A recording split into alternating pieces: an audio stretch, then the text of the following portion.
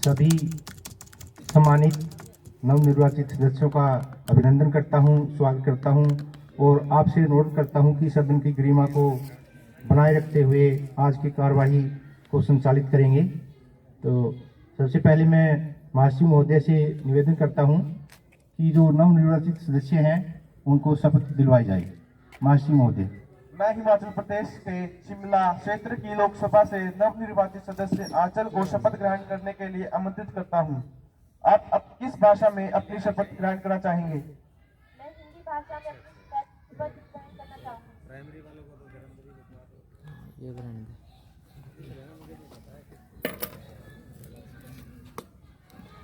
मैं आंचल लोकसभा शिमला क्षेत्र से निर्वाचित हुई हूँ। ईश्वर की शपथ लेती हूँ, सत्यनिष्ठा से प्रतिज्ञान करती हूँ कि मैं विधि द्वारा स्थापित भारत के संविधान के प्रति सच्ची श्रद्धा और निष्ठा रखूंगी। मैं भारत की प्रभुता और अखंडता अक्षुण्ण रखूंगी तथा जिस पद को मैं ग्रहण करने वाली हूँ उसके कर्तव्य को ईमानदारी से निभाऊंगी।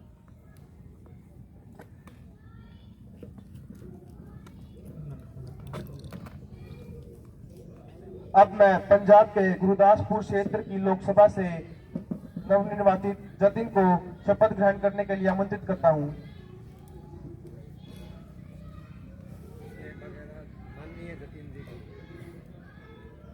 आप किस भाषा में अपनी शपथ ग्रहण करना चाहेंगे? हिंदी भाषा में अपनी शपथ ग्रहण करना चाहूंगा।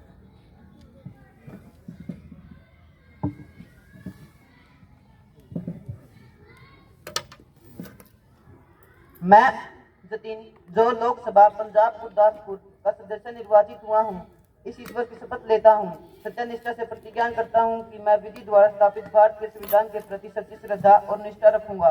मैं भारत की प्रभुता और अखंडता अक्षुण्ण रखूंगा तथा जिस पद को मैं ग्रहण करने वाला हूँ उसके कर्तव्यों का श्रद्धापूर्वक निर्वहन करूंगा।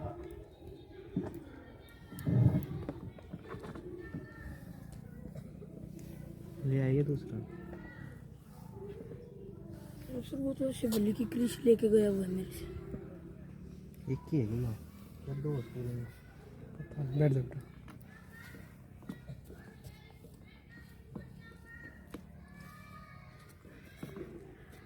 इस सदन का अध्यक्ष होने के नाते ये मेरा कर्तव्य बनता है कि मैं हमारे दिवंगत वायुसेना अधिकारी श्री अनिल कुमार ब्राउन जी, जो भारतीय सेना में एयर चीफ मार्शल रहे थे, उनके निधन पर श्रद्धांजलि अर्पित करने के लिए महाश्री महोदय से निवेदन करता हूं कि वो पक्ष और विपक्ष के नेताओं को श्रद्धांजलि अर्पित करने के लिए आमंत्रित करें।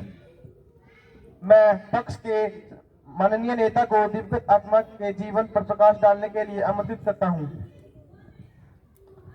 माननीय सभापति जी, अत्यंत दुख के साथ मुझे सूचित करना पड़ रहा है कि हमारी वायुसेना के कर्मठ अधिकारी का 15 दिसंबर को आकस्मिक निधन हो गया। मैं ईश्वर से प्रार्थना करता हूं कि उस दुख की घड़ी में इस अपार दुख को सहने की उनके परिवार को हौसला दे।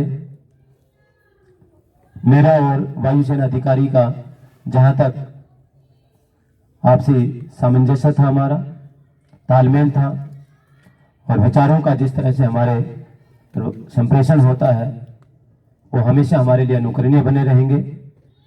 उनके दिखाए हुए मार्ग पर चलकर हम अवश्य ही इस देश को उन्नति के पथ पर ले जाएंगे।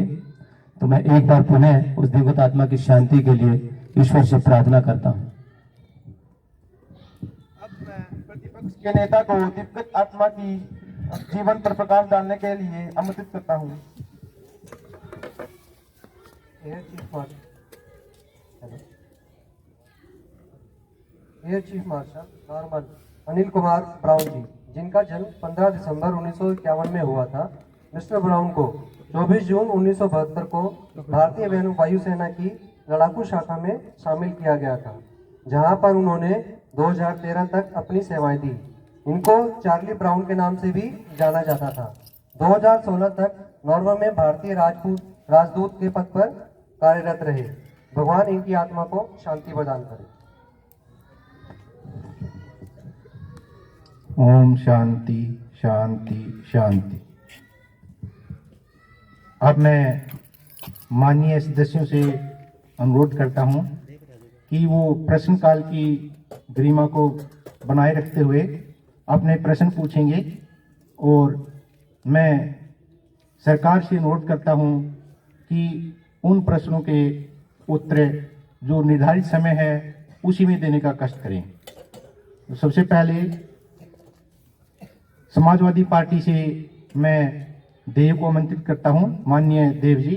माननीय महोदय जी, मैं आपके माध्यम से शिक्षा मंत्री से जानना चाहता हूं कि हमारे माननीय प्रधानमंत्री जी के द्वारा चलाया गया प्रोग्राम परीक्षा पे चर्चा से विद्यार्थियों को क्या प्रभाव हुआ। माननीय शिक्षा मंत्री जी। धन्यवाद माननीय महोदय।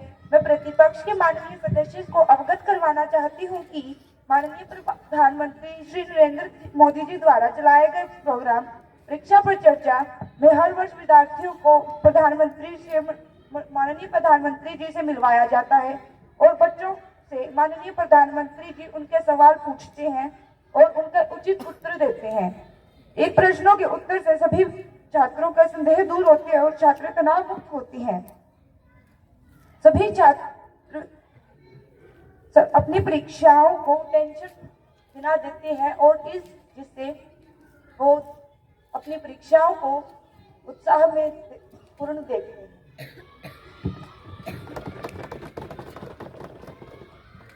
अकाली दल से माननीय जतिन जी, कृपया अपना प्रश्न पूछें।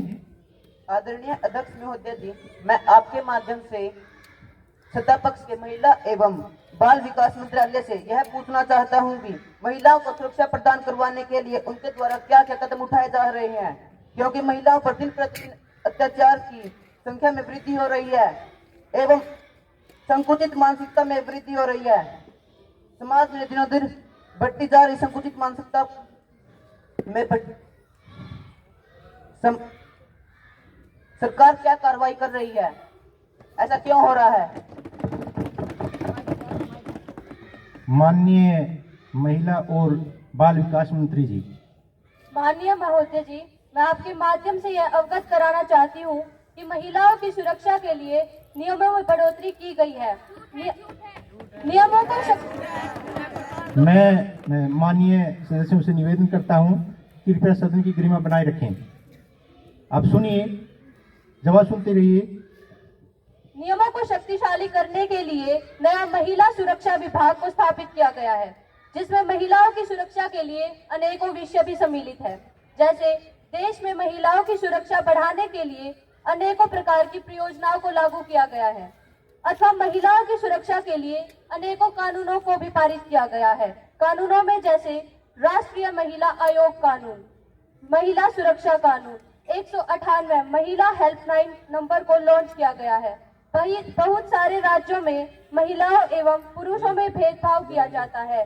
काम को लेकर भेदभाव, शिक्षा में भेदभाव, सामाजिक कार्यों में भेदभाव, लेकिन हमारी सरकार ने महिलाओं को बराबरी का दर्जा देने के लिए अनेकों प्रयास किए हैं तथा अनेकों कानूनों को भी पारित किया है।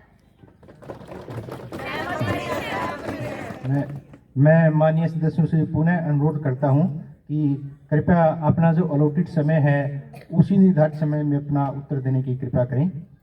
अब मैं बीजू जनता दल से माननीय श्री तन्मय को आमंत्रित करता हूं। माननीय महोदय, मैं सत्ता पक्ष के शिक्षा मंत्रालय से जानना चाहता हूं कि शिक्षा का अधिकार अधिनियम 2009 RTE एक्ट के अंतर्गत मुख्य नियमों को प्रत्यागत क्यों कर दिया गया है। माननीय शिक्षा मंत्री जी। धन्यवाद माननीय महोदय। मैं प्रतिपक्ष के माननीय सदस्य को यह अवगत करवाना चाहती हूं कि हमारी सरकार ने नई शिक्षा नीति के तहत ग्रामीण क्षेत्रों के बच्चों की शिक्षा को सुनिश्चित करने की दिशा में अनेक कदम उठाए जा रहे हैं। सन 2030 तक हमने 100% साक्षरता का लक्ष्य रखा है। हमने वार्षिक बजट में शिक्षा पर खर्च होने वाली राशि को 4% से बढ़ाकर 6% कर दिया है। ग्रामीण क्षेत्र के छात्रों की छात्रावृत्ति की राशि भी 50,000 रुपए से बढ़ाकर 1 लाख रुपए कर दी गई है। देश में जिन राज्यों में हमारी सरकार है वहां भी साक्षरता के प्रति सबसे अधिक है।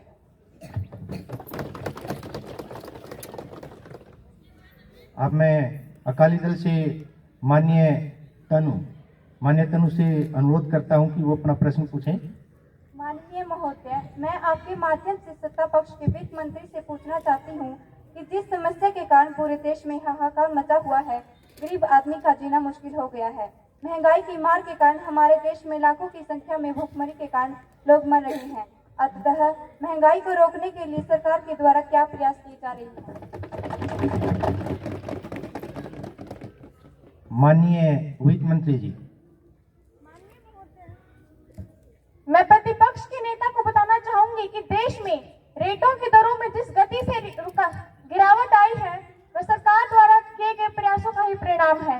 हमारी सरकारों द्वारा देश के 80 करोड़ लोगों को मुफ्त में कृपया शांति बनाए रखिए। मनरेगा के तहत 12 लाख करोड़ लोगों को रोजगार मुहैया करवाया गया है और इसके लिए हमारी सरकार प्रतिबद्ध है। तृणमूल कांग्रेस से माननीय श्री राज जी। माननीय महोदय जी, आपके माध्यम से मेरा प्रश्न सत्ता पक्ष से है कि सत्ता पक्ष के रक्षा मंत्रालय से है कि अभी हाल ही में हमारे देश में आतंकी हमले बढ़ गए हैं। हाल ही में हमारे देश के संसद भवन में हमला हुआ है। इस प्रकार की अप्रिय घटनाओं पर और वह इसकी रोकथाम हेतु सरकार क्या प्रयास कर रही है, कृपया उत्तर दीजिए। माननीय रक्षा मंत्री जी। सभापति महोदय, मैं प्रतिपक्ष को अवगत कराना चाहती हूँ कि उनके लिए सरकार बॉर्डर पर और अधिक बंदी कर रही है। चिन्हित आतंकियों को पकड़कर जेल में डालने का प्रयास कर रही है। उनको संरक्षण देने वाले लोगों को भी पकड़कर जेल में डाल रही है। आतंकवादियों से लड़ने की रूपरेखा में उपयुक्त बदलाव किए हैं। हमने अपनी सेनाओं को अत्याधुनिक गोला बारूद, हथियार और सैन्य उपकरण उपलब्ध कराए हैं। आगामी वर्षों में लाभान्वित इस क्षेत्र में उत्कृष्ट कार्य किए जाएंगे। सभी माननीय सदस्य कृपया शांति बनाए रखेंगे। हमारी सरकार है वो 2014 में बनाई थी हमने, और 2014 के बाद वर्तमान तक जम्मू कश्मीर में होने वाली जो आतंकी घटनाओं की अगर गणना की जाए तो वो बिल्कुल ना के बराबर है। अगर हम पीछे का इतिहास उठाएं तो आए दिन वहां हमारे सैनिकों पर पत्थर फेंके जाते थे, आए दिन हमारे सैनिकों को पीटा जाता था, मारा जाता था, उनके हथियार तक छीन लिए जाते थे। लेकिन आज मैं आप लोगों को बताना चाहता हूं कि हमारे देश की जो सेना है वो इतनी सशक्त है कि विश्व में जहां भी कहीं इस तरह की घटनाएं घटित होती हैं वो हमारे देश के सैनिकों से सलाह मशुरा करते हैं। तो ये हमारे देश को सशक्त बनाने का ही परिणाम है, और आने वाले जो समय है वो हमारी सेना का होगा। विश्व स्तर में जहां भी इस तरह की घटनाएं होंगी वहां शांति स्थापित करने का जो कार्य है वो हमारे देश की सेना करेगी। और आज हमारे देश के जवानों का जो हौसला है वो आसमान की ओर है। तो मैं विपक्ष को बताना चाहता हूं कि 70 साल का जो इतिहास है आप उसको भूल गए हो। अपने पीछे का इतिहास उठाकर देखिए कि किस तरह से हमारे सैनिकों के सर काट लिए जाते थे। आज वो घटनाएं मोदी जी के कार्यकाल में संभव नहीं है, ये आप देख लेना।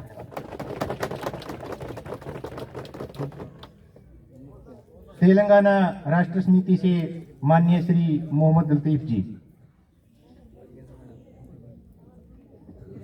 माननीय महोदय जी, मैं आपके द्वारा सत्ता पक्ष के पेट्रोलियम मंत्री से जानना चाहता हूं कि चुनाव से पहले माननीय प्रधानमंत्री जी ने घरेलू गैस 400 रुपए देने का वायदा किया था, परंतु चुनाव के बाद तो सिलेंडर की कीमत 1200 रुपए हो गई, क्यों?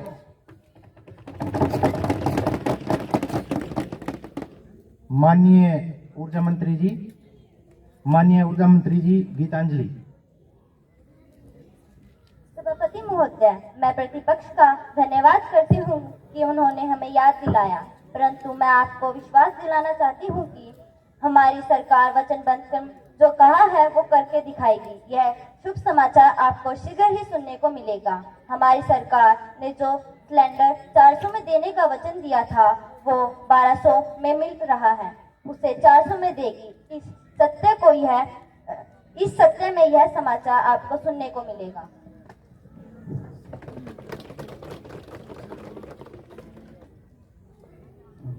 माननीय सदस्यों से पुनर्नुरोध है कि कृपया सदन की गरिमा बनाए रखते हुए कार्यवाही को संचालित करें।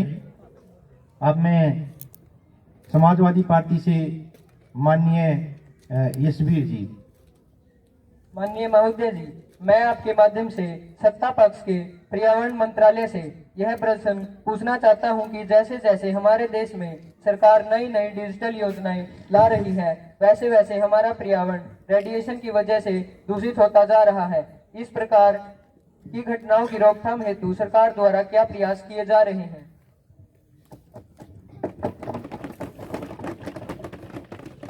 माननीय पर्यावरण मंत्री जी। माननीय सभापति महोदय, मैं प्रतिपक्ष को अवगत करवाना चाहती हूँ कि रेडिएशन आदि को कम करने के लिए हम अधिक से अधिक पेड़ पौधे लगवाने का कार्यक्रम सुचारू रूप से चला रहे हैं, जिससे कि रेडिएशन में कमी ही नहीं अपितु चारों ओर वातावरण भी हरा भरा हो रहा है। इसके साथ ही हम मेट्रो सिटी जैसे कि दिल्ली, मुंबई, कोलकाता आदि में ग्रीन मेट्रो पिलर योजना लेकर आए हैं, जो कि रेडिएशन में कमी के साथ साथ हरियाली को भी बढ़ावा देता है। टेलीकॉम कंपनीज को हिदायतें दी गई हैं कि अपने नेटवर्क टावर को रिहायशी इलाकों से कम 3-4 किलोमीटर की दूरी पर स्थापित करें, जिससे कि जनजीवन पर रेडिएशन के प्रभाव को कम किया जा सकता है। टेलीकॉम कंपनीज के नेटवर्क को घटाने व बढ़ाने को लेकर अनेक ऑफिस स्थापित किए गए हैं, जिससे कि हिंसा आदि के समय मोबाइल नेटवर्क को कम या ज्यादा किया जा सकता है, जो कि रेडिएशन को कम करने में मददगार है। कांग्रेस पार्टी से सांसद माननीय श्री आयुष जी। माननीय महोदय, मैं सत्ता पक्ष के स्वास्थ्य मंत्रालय से पूछना चाहता हूं कि सरकारी अस्पतालों की दुर्गति का क्या कारण है और उसकी रोकथाम हेतु कौन से प्रयास किए जा रहे हैं? माननीय स्वास्थ्य मंत्री जी। धन्यवाद जी।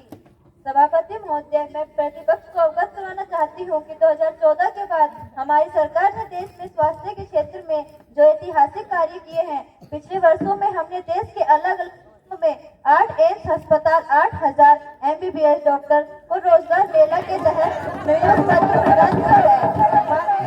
माननीय सदस्य से अनुरोध है, कृपया सदन की गरिमा बनाए रखें। आप अपनी सीट पर बैठिए सर। वर्षों में लाभार्थी में भी इस क्षेत्र में उत्कृष्ट कार्य किए जाएंगे। आपकी हमारी सरकार इसके लिए प्रतिबद्ध है।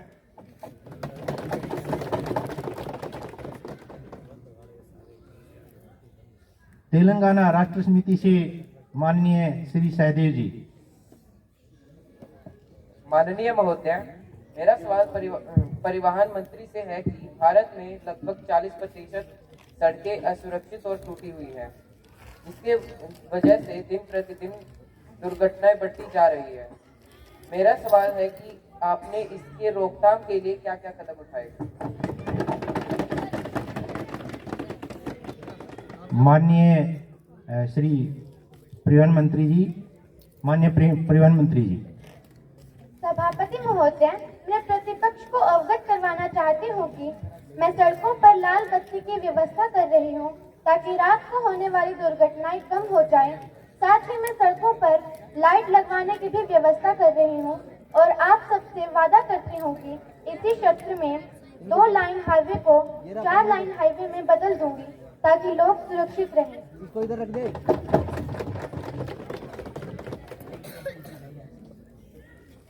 अभी अकाली दल से माननीय श्री आयुष जी।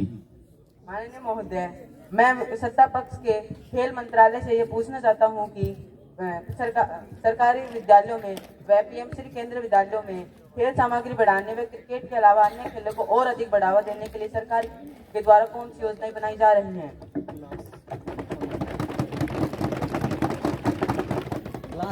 माननीय खेल मंत्री जी।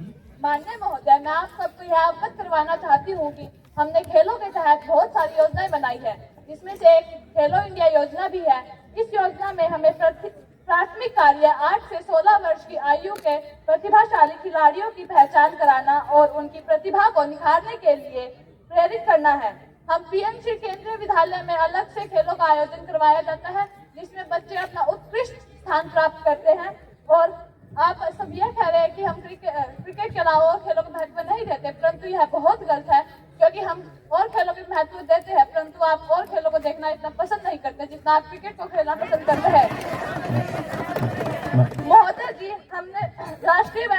राष्ट्रीय खेलों में उत्कृष्ट प्रदर्शन करने वाले खिलाड़ियों को प्रथम रैंक की नौकरी भी देते हैं। तो मैं माननीय सदस्यों से पुनः अनुरोध करता हूं कि कृपया सदन की गरिमा बनाए रखें। आप पहले प्रश्न के उत्तर सुन लीजिए। आप बाद में आपको समय दिया जा सकता है, आपका जो निर्धारित समय है वो दिया जाएगा आपको। अब मैं तृणमूल कांग्रेस से माननीय श्री हार्दिक जी से निवेदन करता हूं कि वो अपना प्रश्न पूछें। माननीय महोदय, मैं आपके द्वारा सत्ता पक्ष के कृषि मंत्री से यह पूछना चाहता हूं कि दिन प्रतिदिन किसानों की आत्महत्या की संख्या में क्यों वृद्धि हो रही है?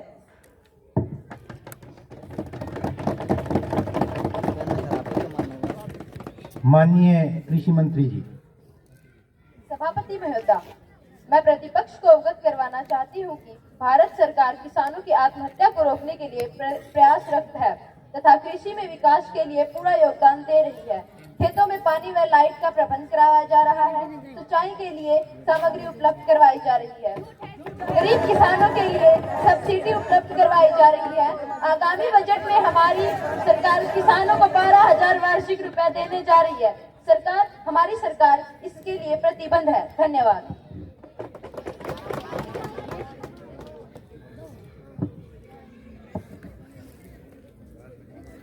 माननीय सभापति जी, हमारी सरकार से पहले देश में किसान मरने वालों की संख्या की अगर गिनती की जाए तो मेरे विचार से आज जो किसान आत्महत्या कर रहे हैं उनसे 20 से 30 गुना हो गए। इस देश के किसान को उसका सम्मान देने के लिए हमारी सरकार की ओर से किसान सम्मान निधि के रूप में 6,000 रुपए दिए जाते हैं और आने वाले समय में मैं देश के किसानों को बताना चाहता हूं कि 2024 के बाद 6,000 की जगह आपके 12,000 रुपए होंगे। कृषि उपकरणों की बात करें तो हमारे देश की सरकार आपके समय में 20% सब्सिडी दी जाती थी, हमने उस सब्सिडी की राशि को बढ़ाकर आज 50% कर दिया गया। खेत में काम करते वक्त अगर किसी किसान की मृत्यु हो जाती है तो हम बीमा राशि के रूप में 5 लाख रुपए की राशि देते हैं। आने वाले समय में इस देश के किसान को खुशहाल, समृद्ध और एक आत्मनिर्भर बनाने की दिशा में हमारी सरकार सदा प्रयासरत रहेगी। मैं ऐसा देश के किसानों को विश्वास दिलाता हूं।